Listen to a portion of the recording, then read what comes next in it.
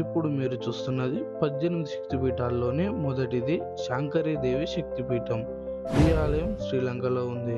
ఈ ఆలయం గురించి తెలుసుకోవాలనుకుంటే వీడియోని స్కిప్ చేయకుండా పూర్తిగా చూడు. ఇక్కడ శివుని సతీదేవి గజ్జ పడిపోయిందని విశ్వసింపబడే ఒక గొప్ప ప్రధాన స్థలం.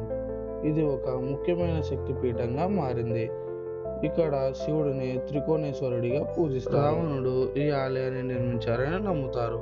ఈ ఆలయం సముద్రానికి అభిముఖంగా ఉన్న ఒక కొండపైన ఉంది. ఈ ఆలయాన్ని పోర్చుగీస్ వారు 16 మరియు 17వ శతాబ్దాల మధ్య దానిని నాశనం చేసి దాని ప్రధానాలను ఉపయోగించి ఫెడరిక్ కోటను నిర్మించారు. ఇప్పుడు ఒక స్తంభం మాత్రమే మిగిలిపోయింది. స్థానిక తమిళ హిందువులు 1952లో త్రికోణేశ్వర ఆలయం పక్కన ఉన్న ఆలయాన్ని పునర్నిర్మించారు. ఈ శక్తిపీఠం ఒకటే కాదు, మిగతా 17 శక్తిపీఠాల గురించి కూడా మన ఛానల్లో డైలీ మార్నింగ్ 6 గంటలకు వీడియో అప్లోడ్ అవుతుంది.